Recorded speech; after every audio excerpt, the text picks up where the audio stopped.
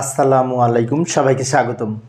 প্রিয় শিক্ষার্থী বন্ধুরা, আজকে আমি আইসিটি বিষয়ের এই যে লজিক ফাংশন থেকে যখন লজিক গেট অঙ্কন করি তখন যদি এই ধরনের কোনো লজিক ফাংশন থাকে, এখানে বলা আছে এ এ বি মিলে একটা অ্যান্ড গেট হবে, গুণ করতে হবে, দিয়ে অ্যান্ড গেট তৈরি করতে হবে এ আর বি মিলে।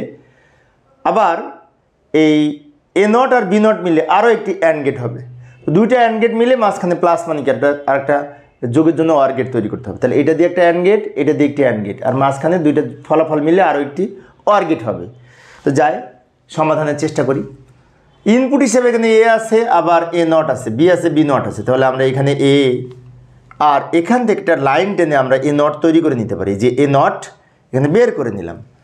তাহলে এই দুইটা লাইন দ্বারা এটা হচ্ছে এ, আর এই যে নট অতিক্রম করে নিচে যে লাইনটা বের হয়েছে এটা কিন্তু এ নট।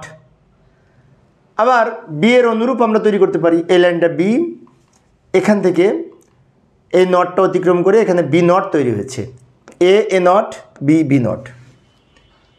এইবার এ আর বি মিলে কিন্তু আবার গুণ হয়েছে, গুণ।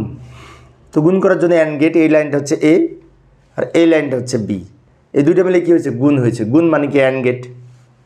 এই যে লাইনটা বের হলো এটা হচ্ছে এ বি, অর্থাৎ এ আর বি মিলে গুণ হলো, অ্যান্ড গেট হলো।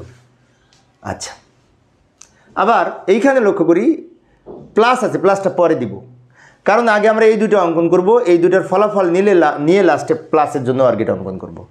তাহলে এটার পরে আমরা এখন এইটা অঙ্কন করব। এটা কি বলছে? এ অ্যান্ড বি, অর্থাৎ এখানেও এ বি মিলে অ্যান্ড গেট হবে, sorry A not B not. তো এই লাইনটা এ নট আর এই লাইনটা বি নট, এই দুইটা মিলে আবার কিন্তু গুণ হয়েছে। গুণ মানে কি? আবার এরকম অ্যান্ড গেট। এই যে লাইনটা বের হলো এটা হচ্ছে এ নট বি নট। বিষয়টি আরও একটু লক্ষ্য করি, এ আর বি মিলে এখানে অ্যান্ড গেট তৈরি করেছি গুণের জন্য। আবার এ নট আর বি নট মিলে, এ নট, এই যে এ নট আর বি নট মিলে আবার একটি এখানে অ্যান্ড গেট তৈরি করেছি। এটার ফলাফল এটা, এটার ফলাফল এটা। এখন দুইটা ফলাফল মিলে কি হয়েছে? প্লাস হয়েছে। প্লাস মানে কি? এই দুইটা মিলে আবার একটা অর গেট হবে, প্লাসের জন্য অর গেট।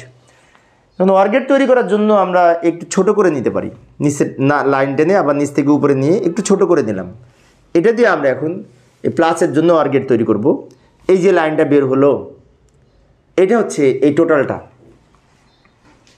অর্থাৎ এটা যদি এক্স সমান এটা হয় তাহলে এক্সের আউটপুট হবে এই লাইনটা।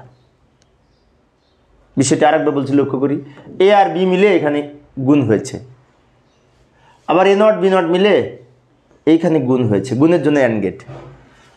এটার ফলাফল আর এটার ফলাফল দুইটা মিলে যেহেতু যোগ হয়েছে, তা আবার এই যোগের জন্য এখানে একটা অর গেট অঙ্কন করব। এই দুইটা লাইন ইনপুট হিসেবে গণ্য হবে তখন। যোগের জন্য আমরা জানি অর গেট এরকম চাঁদের ন্যায় বাঁকা, তারপরে এই যে একটা লাইন বের হলো এটা হচ্ছে এই টোটালটা। তো প্রিয় শিক্ষার্থী বন্ধুরা, এই ছিল আমার আজকের আলোচনার বিষয়। আমি শিক্ষার্থীদের অনুরোধে অল্প অল্প করে আলোচনা করি যাতে শিক্ষার্থীরা বোরিং ফিল না করে। তো পরের ক্লাসে আমি আরও একটি এরকম অঙ্ক সমাধানের চেষ্টা করব। দেখার আমন্ত্রণ রইল। খোদা হাফেজ।